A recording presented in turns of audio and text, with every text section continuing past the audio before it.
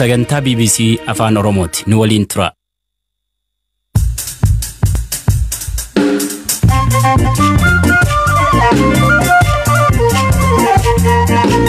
Ashama akka mooltan sagantaan BBC Afaan Oromoo kamisa galgalaa eegalee lola Tigraay keessa deemaa jiruun gargaarsi hanqachuu akka malu UN beeksise.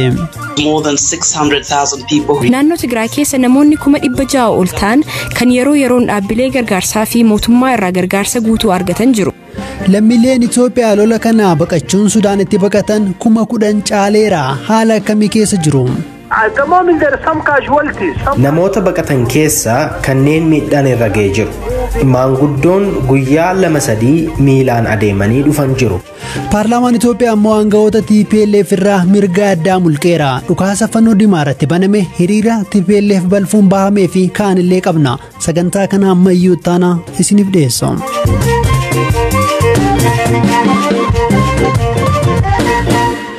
Manni maree bakka bu'oota Itoophiyaa har'a walga'ee mirga himatamuu dhabuu qondaaltota dhaaba TPLF mulqee akka seera Itoophiyaatti miseensonni paarlaamaa mirga himatamuu dhabuu qabu. Mirga kun irraa ka'e jechuun himatamuu malu jechuudha.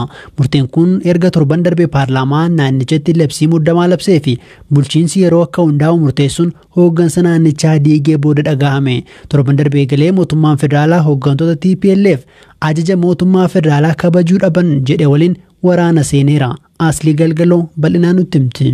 Mani maree bakka bu'oota uummata Itoophiyaa arga mirga himatamuu dhabuu hooggantoota 39 TPLF irra mulqe.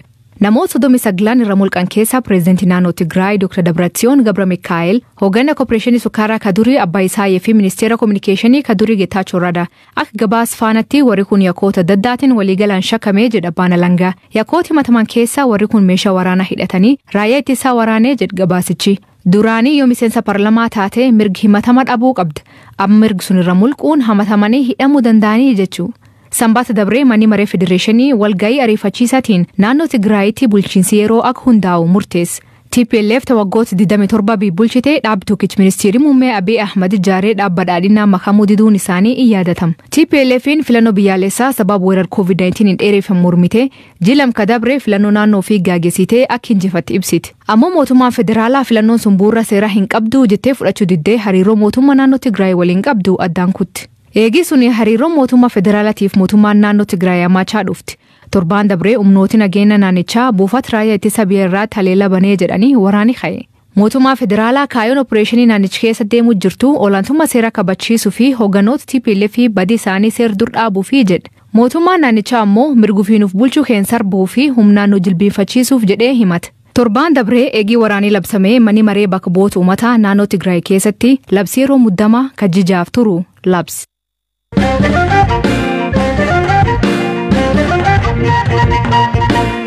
Guyyaa irraa bakkeewwan adda addaatti hiriirri dhaaba naannoo Tigraay bulchaa jiru abuut balaaleffatuu fi tarkaanfii mootummaa federaalaa deeggaruu taasifame. Torban darbee galee hidhattoonni dhaaba naannoo Tigraay bulchuu ajaja kaabaa raayyaa naannichaa argamu irratti haleellaa raawwatan erga jedhame booda qaamoleen lamaan gidduu lolli ifattee galeera.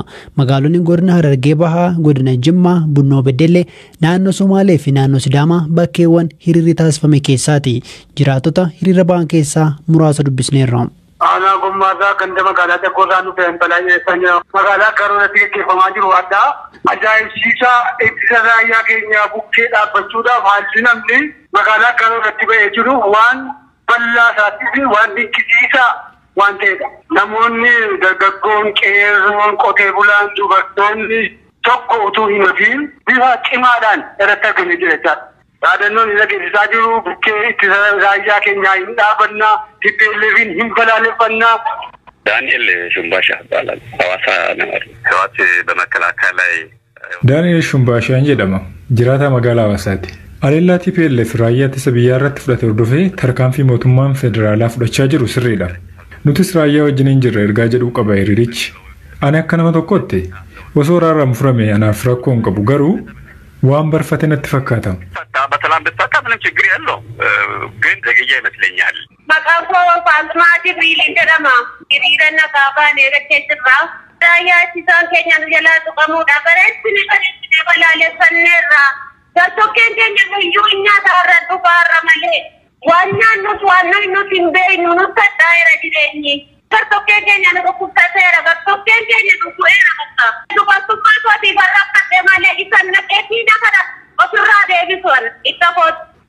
isa biyyaa keenya bira dhaabbannaa hanga aarsaa lubbuutti deeggarraa biyya keenya ni ijaarraa tarkaanfii itti fudhatamee seeratti dhiyaatutti qabeenya keenyaan humna keenyaan waan hundaan iyyuu bira dhaabbannu ni deeggarra kan jedhudha. Dhaadannoo nama dhaggeessaa jiran. Hiriirri naannoo Amaaraatti waamame sababa rakkoo nageenyaan yeroo biraatti dabarfamuu kan gabaafame yoo ta'u magaalaa Finfinneettis hiriirri wal fakkaataa akka adeemsifamu ibsameera. Hiriiraan alaa kutaalee biyyattii garaagaraatti arjooma dhiigaa dabalatee deeggarsi meeshaalee garaagaraa raayyaa ittisa biyyaaf taasifamaa jira. Gama kaaniin miidiyaa hawaasummaa fi bakkeewwan kaanitti namoonni waraanni dhaabbatee karaa nagaan akka hiikamu gaafatan jiru. Dhaabbileenii fi biyyaaleen garaagaraas nagaan akka hiikamu gaafachuun isaanii ni yaadatama.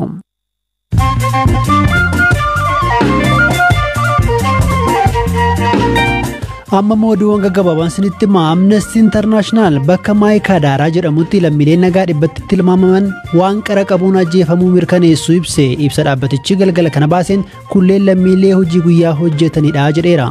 Kanneen ijaan argan hidhattoota TPLF itti hidhata qabanitu raawwate jedhe. Kallee BBCtti kan dubbatan qondaalli naannichaa garuu badii kana haalanii turan. Poolisiin magaalaa Finfinnee sakatta'insa guyyoota 3 taasiseen meeshaalee waraanaa hedduu fi kanneen magaalaa jeequuf turan jechuun himate 242 to'atu beeksise. Naannoo Tigraayitti lolli erga eegalees qondaaltonni Itoophiyaa bakkeewwan adda addaatti to'annoo cimsuu dubbatu. Pireezidantiin duraanii Gaanaa Jeerii Roowlingii umurii ganna 73 du'aan boqotan. Roowling fonqolcha mootummaa yeroo 2 gaggeessaniiru. Gabaasaaleen akka himanitti pireezidantiin duraanii kun yeroo xiqqoo dhukkubsachuun hospitaala magaalaa Akiraa yaalamaa turanii lubbuun isaanii kan dabarte. Hospitaala Chester kan Ingilaanditti argamu keessatti narsiin daa'immanii 8 ajjeestee kan biraa 10 ajjeessuuf turte jedhamte mana murtii dhiyaachuu fi Lusiileet Bayi kana dura si'a 2 sakatta'insa du'a daa'imman reefuu dhalatanii wal qabate hidhamtee turte.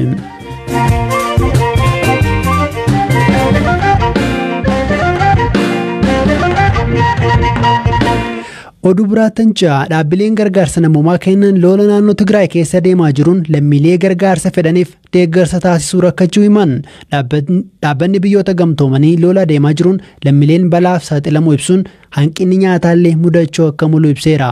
Itoophiyaatti qindeessituu deeggarsa namoomaa dhaabbata biyyoota gamtoomanii kan ta'an Dr. Kaatiriin Soozii BBCtti akka dubbatanitti tajaajilawwan teleekoomii naannichatti adda cite guufuu guddaa ta'eera jedhan. We've got about 800 humanitarian persons working on the ground. Hojjettoota dhaabbilee gargaarsaa gara 800 ta'an kan UN fi dhaabbilee gargaarsa biroo irraa ta'an naannoo Tigraay keessaa qabna. Tajaajilli bilbilaa fi geejjibaa naannicharraa adda citee waan jiruuf akka hawaasa gargaarsaatti odeeffannoo argachuun nutti cimeera. Akkasumas haalli kun sochii uummataa hordofnee kanneen gargaarsa barbaadaniif gargaarsa dhiyeessuuf nu rakkisaa jira. Ammatti hanqinni wantoota barbaachisaa kan akka daakuu nyaataa fi boba'aa gabaafamaa jira. Kominikeeshiniin addaan cituun dabalata rakkoon humna ibsaa akkasumas baankootiin cufamuun jira. Kun ammoo sochii maallaqaa irratti waan dhiibbaa uumuuf hawaasa naannichaa qofa osoo hin taane hojii gargaarsaa keenya irrattis dhiibbaa kan uumudha. Jiraattonni naannichaa keessumaa kan magaalaa Humaraa, Shiraaroo fi Shiree jiran gara ollaa naannoo Amaaraatti baqachaa akka jiran gabaafameera. Dhaabbati UNHCR damee Sudaan 9 irraa eegalee namootni 7,000 ol baqatanii kooluu galtummaa akka gaafatan gabaaseera.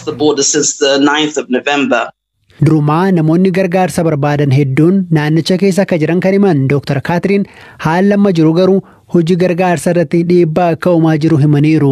Hanqinni meeshaalee gargaarsaa uumamaa waan jiruuf nageenya hojjettoota isaan irrattis yaaddoo akka qaban ibsaniiru.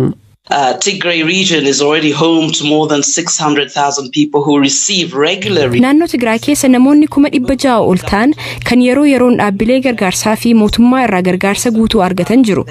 Akkasumas baqattoonni Eertiraa 96,000 ta'an kaampii 4 keessa jiran gargaarsa nyaataa argatan jiru. Kanaaf yoo imalli hin eeyyamamu ta'ee fi meeshaaleen gargaarsaa dabalamuu hin dandeenye hojii gargaarsaa keenya irratti dhiibbaa ni uuma. Utuu wanti kun uumamee haala jiru nammeessiin durayyuu sababa COVID-19 fi weerara waannisaan rakkoo guddaa keessa jira. Naannicha keessa waggaa dheeraaf hojjechaa turre. Ammas ammoo rakkoo durseema jiruu fi haala kanaan kan uumamu irratti itti fufiinsaan hojjechuuf karoora qabna. Kun garuu kan ta'uu danda'u hanga nageenyi keenya mirkanaa'aa ta'ettidha. Gargaarsa keenya itti fufuu barbaanna. Garuu fakkeenyaaf paampii bishaanii baqattootaaf dhiyeessuun hojjechiisuuf boba'aa ji'a tokko qofaaf ta'utu nu hafe.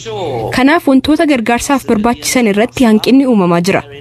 Garuu xiyyeeffannoo keenya eegumsa uummata nagaa irratti taasisuun hojjettoota keenyaa fi uummata nagaaf eegumsa akka jiraatuuf aangaa'ota waliin hojjechuuf yaalaa jirra. Akkasumas namoota gargaarsi isaan barbaachisu bira ga'uu akka dandeenyuu fi maallaqa gargaarsaa dabalataa barbaachisu irratti hojjechaa jirra. Gama kaaniin Sudaan lakkoofsi namoota lola Tigraayin itti baqatu 10,000 darbuu beeksifteetti.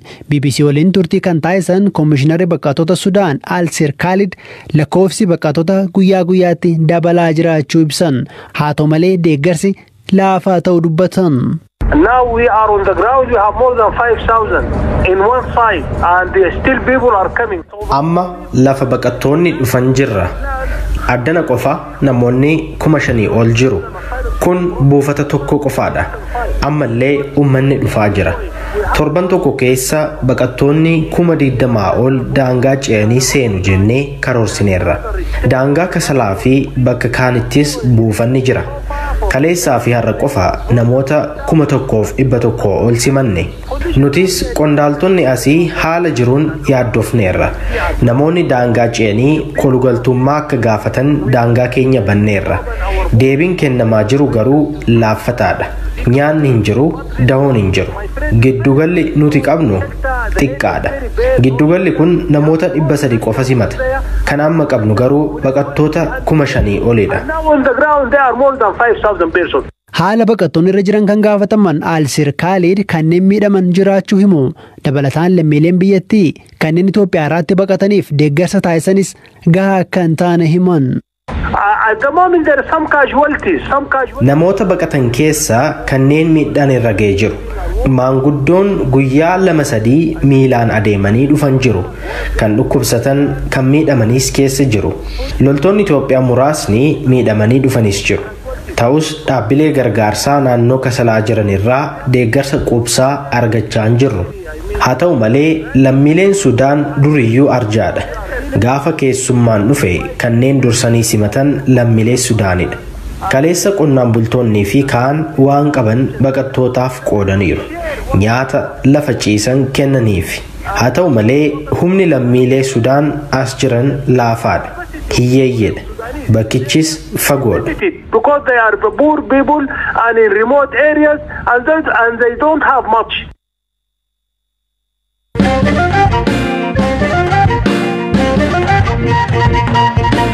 Xumura rageenyi irraa fannoon diimaa Itoophiyaa qaamota hidhataniin ambulaansota isaa 3 irratti dhukaasni banamuu ibse. Taateen kun Onkoloolessa 30/2013 kaaba Itoophiyaa bakka Daanshaa jedhamutti mudatu beeksise. Bakki kun tibbana bakka qaamolee lamaan lola gaggeessanidha. Onkoloolessa 24 eegalee dhaabbatichi kaaba Gondaritti gargaarsa namoomaa akka kennaa jiru kan ibsan.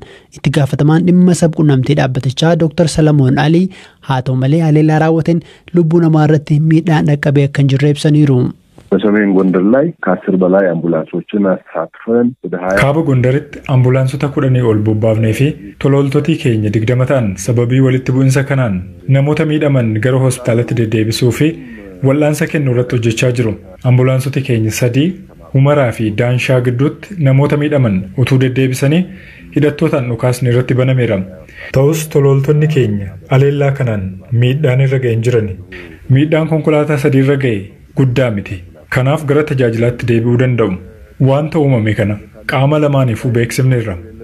Nuti hojii namoomaa hojjenna. Qaamni gama kamiyyuu haa ta'u gargaarsa namoomaa argachuu qaba. Hojjettoonni fannoo diimaa fi baatii diimaa keessumaa naannoo rakkisaa ta'an keessatti nageenyi isaanii akka eegamuuf qaamolee ilaallatu beeksisuun hojii keenya hanga deemuu dandeenyutti deemnee hojjechaa jirra. መሄድ እስከምንችልበት ድረስ እየሄድን እየሰራን ነው ያለነው. Dhaggeeffattoota keenya sagantaa BBC Afaan Oromoo Kamisa galgalaa caqasaa jirtu sagantaan keenya irraa kanumaan raawwateera. Odeeffannoo dabalataaf gara weebsaayitii keenyaa fi gara fuula Facebook keenyaa deemuu dandeessu. Sagantaa kana kan isiniif dhiyeesse ammayyuu taanaadha kan qopheessite Firaafoolii Dhugaasaadha. Gama teeknikaan Oskaar Bongaan ture. Boroo walitti deebinaa halkan gaarii.